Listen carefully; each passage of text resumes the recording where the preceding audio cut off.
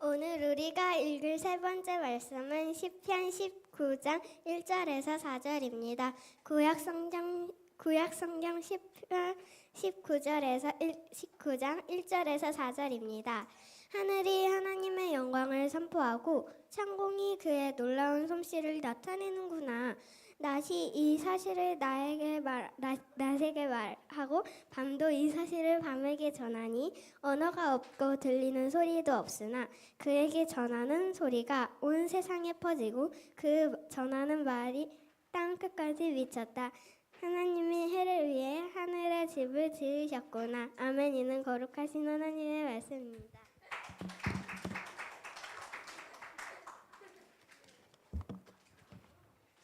네, 잘했습니다. 네, 우리 점점 성경을 잘 읽기 시작하고 있어요. 네, 우리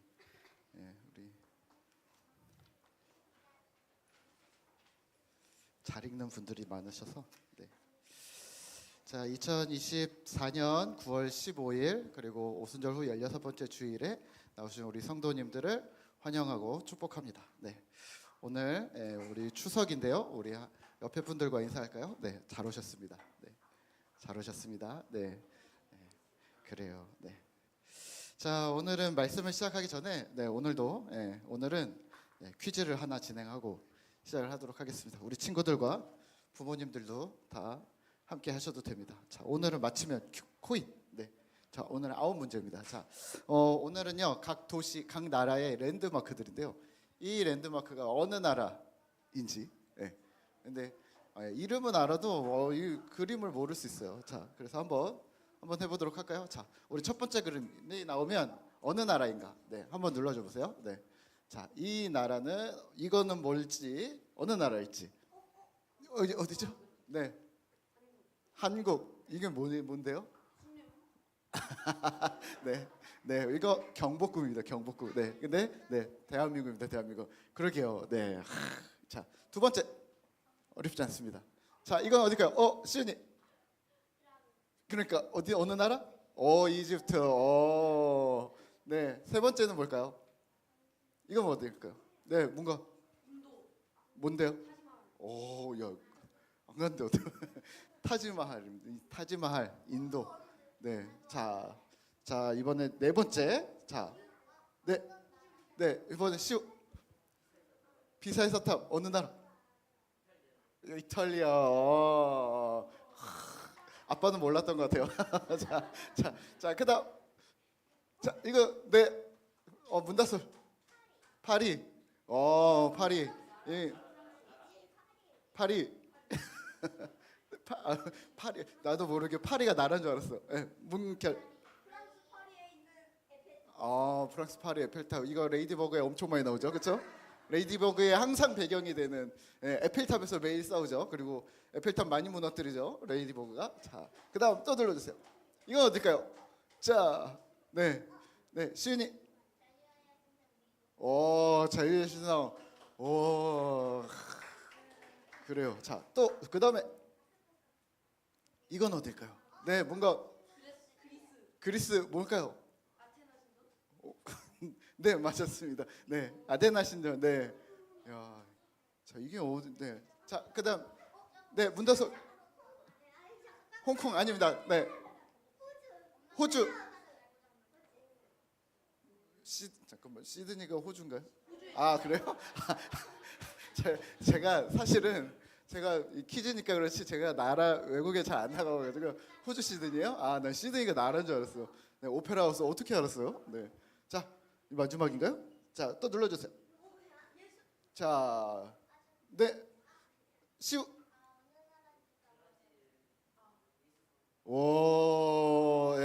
브라질의 그리스도상, 예수상. 네, 야, 이거 어떻게 맞췄어요? 이거 한번 TV에 나와서 목사님은 얼마 전에 무슨 여행 어디서 나와서 세계 불가사의래요.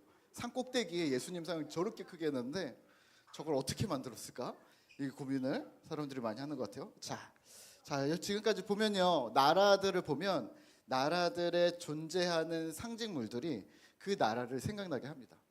딱 이 건물만 딱 보면, 이 물건만 보면 그 나라야, 이렇게 우리가 이해하게 되는 것들이 있어요. 자, 그러면 거꾸로 하나님을 생각나게 만드는 소재들이 이 세상에 존재합니다. 그게 무엇일까요? 오늘 시편 19편에서는 그것들이 무엇인지를 간단하게 소개하고 있습니다. 자, 하나님을 생각나게 만드는 것들, 우선 1차적으로 무엇이 있을까요? 오늘 오다가 여러분들이 뭘 봤죠? 하늘과 나무와 땅과, 그렇죠? 태양과 이런 걸 봤죠. 자, 자연 만물입니다. 우리 한번 성경 1절을 한번 같이 읽어볼까요? 오늘 우리가 읽은 시편 19편인데요. 같이 읽어보겠습니다. 여기 앞에 제가 적어놨어요. 1절만 읽겠습니다. 시작. 하늘이 하나님의 영광을 선포하고 궁창이 그의 손으로 하신 일을 나타내는도다. 아멘. 궁창이 뭘까요? 궁창 많이 들어봤죠? 궁창. 궁창. 그러니까 여러 가지 우리가 많이 생각하게 만드는데요. 궁창은 뭐냐면요, 하늘입니다. 근데 궁창이 한자예요. 하늘궁입니다. 따라해 봅시다. 하늘궁. 푸를 창. 푸른 하늘이라는 말. 엄청 쉬운 말인데 궁창하니까 너무 어렵고, 뭔가 하나님이 궁창을 나누시고 뭐 막 이런 이야기를 하니까 뭔가 다른 것 같은데 그게 아니라 그냥 하늘을 말합니다. 하늘과 궁창이 같은 뜻인데요. 뭐라고 하냐면 하나님의 영광, 하나님의 행하신 일을 나타내는도다. 온 만물이 하나님의 영광을 나타낸다는 말입니다. 2절과 3절인데요. 우리 같이 나머지 읽어볼까요? 시작. 날은 날에게 말하고 밤은 밤에게 지식을 전하니 언어도 없고 말씀도 없으며 들리는 소리도 없으나. 아멘. 자, 2절은요, 낮과 밤을 말합니다. 그런데요, 날은 날에게 뭐 이렇게 얘기를 하지만 사실은 모든 낮을 말합니다. 모든 낮이 낮에게 무엇인가를 전수한대요. 그리고 밤은 모든 밤입니다. 그러니까 낮은 낮에게 전수하고 밤은 밤에게 전수돼서 계속 전수되는데요. 온 세상이 창조된 이래로 존재하는 이 모든 낮, 며칠인지 모르죠. 그리고 모든 밤, 하루도 빠짐없이, 그러니까 하루도 빠짐없이 하늘, 온 피조물들이 하나님의 영광을 나타낸다는 사실을, 그 영광의 지식을 그 옛날 고대로부터 현재까지 계속해서 전수하고 있다고 합니다. 하나님의 영광을 말이죠. 언어도 없고 말씀도 없고 들리는 소리도 없고, 무슨 말이냐면 조용하다, 침묵하다 이런 뜻이 아니라 3절은 칼빈은 이렇게 번역합니다. 언어 없이 그들의 목소리가 들려진다. 이러한 의미를 포함해서 만물은요, 언어나 어떤 오고 가는 말이 없지만 분명한 메시지, 하나님의 영광이라는 정확한 메시지를 드러낸다고 볼 수 있는 것이죠. 마치 아까 본 랜드마크처럼요. 그리스도상이 브라질을 나타내. 근데 그리스도상이 막 말을 하나요? 아니죠. 시드니 오페라 하우스가 막 말을 하나요? 우리나라 경복궁이 막 말을 하나요? 이거는 대한민국이야, 여기는 뭐 호주야, 이런 얘기를 하나요? 얘기하지 않아요. 말을 하지 않음에도 불구하고 모두가 알아챌 수 있다는 거죠. 존재함으로써 하나님의 영광이라는 지식을 온 세상에 전달하고 있는 것입니다. 그러면 질문 어렵지 않아요. 하나님이 지으신 모든 만물 중에 가장 강력하고 가장 큰 게 무엇일까요? 인간이 커요? 인간보다 더 큰 거 많은데. 엄청 큰 거. 예수님, 하나님이 만드신 만물 중에, 그냥 예수님은 하나님이고 하나님이 만드신 모든, 지금 우리가 보고 있는 모든 만물 중에 제일 크고 제일 강력한 게 뭘까요?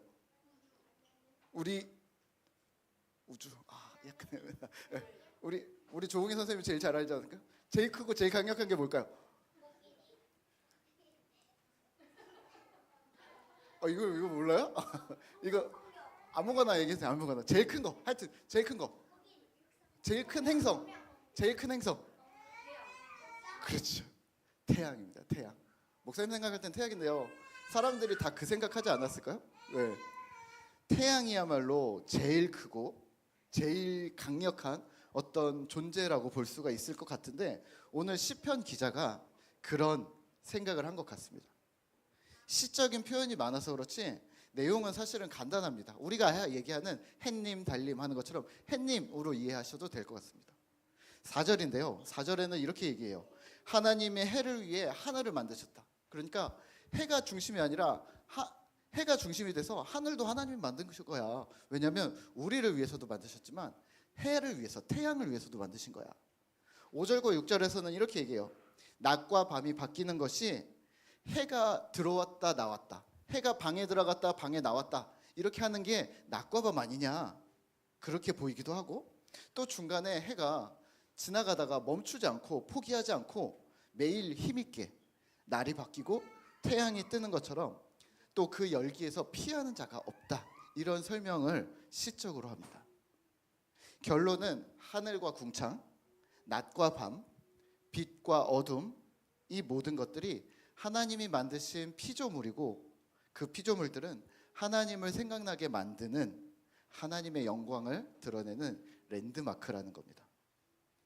자, 그러면 오늘 시편 19편을 쓴 저자는 왜 전반부에서 이 창조물들에 대해서 열심히 이야기를 한 걸까요? 아, 나는 자연을 찬양하고 싶어요, 이런 내용일까요? 네, 그렇지 않은 것 같습니다. 단순히 하나님의 만드신 만물을 찬양하기 위해서, 네, 그럴 수도 있는데 다른 의도가 사실은 뒤에 보입니다. 그게 뭘까요? 하나님의 말씀입니다. 오늘 7절과 8절인데요. 네. 성경을 한번 띄워줘 보실래요? 네, 같이 읽겠습니다. 여호와의 율법은 완전하여 영혼을 소성시키며 여호와의 증거는 확실하여 우두는 자를 지혜롭게 하며 여호와의 교훈은 정직하여 마음을 기쁘게 하고 여호와의 계명은 순결하여 눈을 밝게 하시도다. 아멘. 하나님의 율법은, 하나님의 교훈, 주님의 가르침은 우리의 영혼을 일으킵니다. 하나님의 말씀은 우리를 지혜롭게 합니다. 말씀은 기쁨을 주고, 말씀은 우리의 눈을 밝게 하고, 그 말씀은 영원하고 의롭습니다. 너무 당연한 얘기를 오늘 시편 19편을 통해 우리에게 알려주고 있습니다. 그러면 이렇게 정리할까요?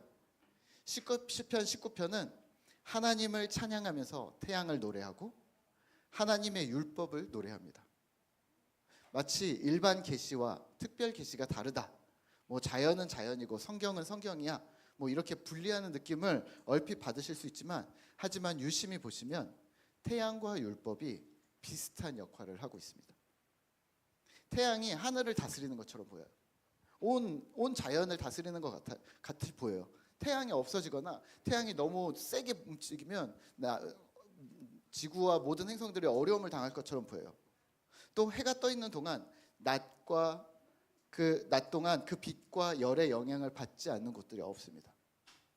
해가 뜬 낮에 태양을 피해 숨어 사는 것이 가당치 않습니다. 그와 같이 율법은 우리의 삶과 온 세상을 다스립니다. 이 율법이, 하나님의 법이 영향을 미치지 않는 곳이 없다는 말이죠.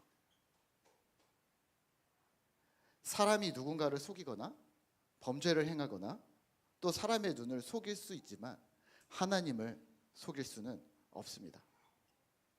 태양 없이 우주에 생명에 존재할 수 없는 것처럼 율법 없이 참된 인생, 진실한 신자의 삶을 살 수 없다는 것을 오늘 시편을 통해 배우게 됩니다.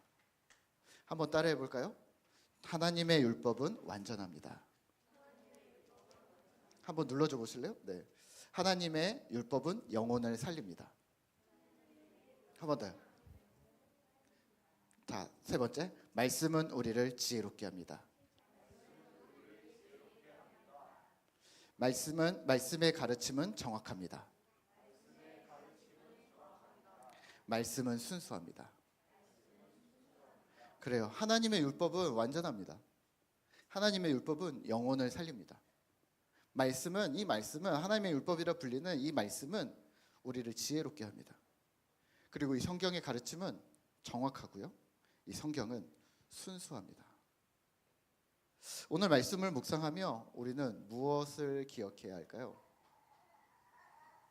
하나님을 아는 지식을 어디서 얻을 수 있는지 정확하게 하셔야 합니다. 무엇일까요? 따라해 봅시다. 성경. 네, 또 눌러줘. 네, 여기죠. 네, 자, 성경입니다. 웨스터민스터 신앙고백서 소요리 문답 1번에서는요. 인생의 목적이 모든 인간의 목적이 하나님을 영화롭게 해드리는 것, 그리고 하나님을 영화롭게 하는 나 자신과 사람들을 보면서 나 역시 기뻐하는 것. 아, 하나님이 영화롭게 되는구나 그러면서 기뻐하는 것도 인간의 목적이라고 합니다. 마치 부모가 자녀의 성공을 보면서 기뻐하는 것처럼, 또 자녀가 부모의 기쁨을 내 것으로 받아들이는 것처럼 아버지 된 하나님과 자녀 된 우리가 한 마음이 되는 것, 그리고 하나님과 함께하는 것을 즐겨하고 선호하는 것을 말합니다. 근데 이게 어떻게 가능하냐면 소요리 문답 2번에서는요. 성경만이 하나님을 어떻게 영화롭게 하는지, 그 영화롭게 하는 방법을 가르쳐준다, 즐거워하는 방법을 가르쳐주는 유일한 책이라고 언급합니다. 그리고 소요리 문답 3번에서는요. 성경은 인간이 마음으로 무엇을 믿어야 하는지, 그리고 인간이 몸으로 무엇을 행동해야 하는지 가르쳐준다고 정확하게 말하고 있습니다. 그러니까 소요리 문답 1번, 2번, 3번이 모두 성경을 이야기를 하고 있습니다. 자, 그러면 질문. 성경을 읽어야 할까요? 말아야 할까요? 읽어야 할까요? 말아야 할까요? 읽어야 합니다. 성경을 읽어야 합니다. 그러면 성경을 어떻게 읽어야 할까요? 여러분들은 성경을 어떻게 읽고 있습니까? 저는 어렸을 적에 성경 읽기표로 성경을 많이 읽었습니다. 하지만 2달이 지나면 거의 항상 포기를 합니다. 겨울방학이 시작하니까 1월이니까 막 읽어요. 엄청 읽어요. 그런데 한 3분의 1 정도 읽으면 이제 힘들어지는 거죠. 아, 올해는 성경 일독해야지. 하지만 이제 지속성이 부족한 거죠. 창세기, 출애굽기, 레위기, 민수기, 신명기 막 이렇게 막 독파를 합니다. 그러다가 힘들다. 시편으로 넘어가자 우선. 왜냐하면 너무 길어지니까. 그래서 시편으로 넘어가서 또 짝짝짝짝 긋습니다. 장수는 채워야 하는데 지치니까 짧은 거 위주로 읽는 거죠. 그러다가 너무 재미없다. 그래서 다시 신약으로 가서 마태복음, 마가복음, 누가복음, 요한복음을 읽다가 또 다시 힘들면 다시 짧은 걸로. 그래서 에베소서나 갈라디아서, 요한일서 뭐 이런 쪽으로 넘어가서 짧은 거 위주로 또 읽습니다. 그러다가 스리슬쩍 성경 읽기를 놓아버립니다. 그게 3월이면 봄이 되면 성경이 사라집니다. 이게 한두 번은 괜찮은데요. 매년 하다 보니까 제가 한 초등학교 4학년, 5학년 때부터 계속 매년 그 일을 반복을 했는데요. 이게 매년 반복하다 보니까 약간 패배감이 들기도 하고요. 좀 성경을 읽는 게 두려워지기도 하고, 근데 또 안 읽으면 안 된다라는 생각에 또 강제로 읽기도 하면서 좀 마음의 낙심이 컸습니다. 그런데 그러다가 중고등학교 때 성경 공부가 재밌다라는 사실을 발견했습니다. 그래서 성경 공부를 열심히 했습니다. 목사님이나 전도사님이 가르쳐주는 성경 공부를 열심히 가서 막 열심히 배웠어요. 근데 성경 공부를 하다 보니까 암송을 해야 되겠다는 생각이 막 들더라고요. 너무 좋아하는 말씀이 생기더라고요. 그래서 암송도 시작을 했습니다. 그런데 문제는 뭐냐면 너무 좋은데 암송 구절이 많아질수록 점점 버거워졌습니다. 30개가 넘어가면서 50개가 넘어가면서 못 외우겠다. 이제 외우고 있는 것도 까먹겠다. 이런 생각이 드는 거예요. 그리고 성경 공부도 자꾸 나가다 보니 시간도 부족하고, 그리고 했던 얘기를 또 듣는 것 같기도 하고, 이런 반복들이 있었습니다. 그 다음에 또 좋은 방법을 찾았습니다. 암송만큼 짧게는 아니고 또 통독처럼 아주 덩어리는 아니고 적절한 크기로 분배된 큐티라는 걸 만났습니다. 큐티를 처음에는 할 줄 몰랐어요. 그대로 큐티책 우리 다 가지고 있잖아요. 큐티책 앞에 안내가 있습니다. 저는 한 글자도 안 빼고 다 읽는데, 모든 책을 앞에 있는 안내들을 보면서 안내가 시키는 대로 똑같이 따라했습니다. 1번 이거 하세요, 2번 이거 하세요, 3번 이거 하세요, 이런 게 있거든요. 그거를 그대로 다시 따라했습니다. 하나님에 대해서 생각하고 본문을 2번, 3번 읽으면서 주어진 본문이 무슨 뜻인지 정확히 이해하려고 노력하고 있습니다. 중요하다고 생각하거나 이해가 된 부분은 줄을 긋고 표시도 하고 나의 말로 풀어 쓰기도 하고 있습니다. 지금 큐티 어린이들도 하고 있죠, 그렇죠? 네. 결이도 하고 있죠. 결이도 하고 있죠. 뭘 하고 있죠? 큐티를 하고 있죠. 건이도 하고 있죠. 다솔이도 하고 있죠. 시윤이도 하고 있죠. 찍어서 올려주세요. 네. 자, 지아이도 하고, 우리 친구 다 하고 있잖아요. 하고 있는 거를 내가 쓰는 거를 내가 연습을 하는 거죠. 사실은 혼자 써도 되지만 찍어서 한번 올리고 우리가 매일매일 했다는 걸 우리가 확인을 하는 거죠. 하나님의 뜻이 무엇인지 내가 막 쓰면서 찾는 거죠. 그리고 기도가 잘 안 될 때는 기도를 큐티책에 씁니다. 뭘 큐티책에 쓴다고요? 뭘 큐티책에 쓴다고요? 네, 큐티책에 기도를 씁니다. 어떤 날은 큐티책에 여백이 빼곡해지도록 기도를 쓰는 날도 있습니다. 그리고 큐티책이 시키는 대로 매일매일 자세히 보시면 선교사님 기도도 나오고요. 세계 곳곳에 어려움을 당한 사람들을 위한 기도 제목들도 나옵니다. 그래서 그것들을 위해서 누군지도 모르지만 기도했습니다. 갈급한 심령을 이 큐티책 하나로 말씀과 기도를 세워갔습니다. 그러면서 선교사가 되겠다라는 꿈을 꾸기 시작을 했었죠. 오늘 우리는요, 우리 꿈터교회는 우리 아이들과 부모 세대 모두가 같은 말씀을 묵상을 하고 있습니다. 이번 9월은 열왕기 하를 온 공동체가 개별로 묵상하면서 또 함께 묵상을 하고 있는데요. 개별로라 함은 개인 묵상을 함께 하고 계시는 것이고요. 함께 묵상한다는 말은 집사님들은 매일 새벽에 10분 묵상으로 교역자들과 함께 말씀을 다시 되짚어보고, 또 아이들은요, 주일 오후에 반별 담임 선생님과 함께 말씀을 다시 리뷰하고 있습니다. 또 교사들은요, 나를 위해서도 묵상하지만 이 묵상한 말씀을 아이들과 나누기 위해서 또 다시 또 묵상합니다. 자, 이게 지금 이제 2년이 되어져 가는데요. 이게 5년이 되고 10년이 되면 어떤 일이 벌어질까요? 네, 신앙의 좋은 습관이 자리 잡은 우리 교회는 믿음이 더욱 튼튼해질 것을 믿어 의심치 않습니다. 결국은 성경이 원인입니다. 에이 목사님, 성경 읽으면 다 해결된다고요? 기도도 하고 봉사도 하고 전도도 하고 그래야 신앙생활이지 않습니까? 라고 질문하실 수 있지만 네, 아닙니다. 그건 교회 생활입니다.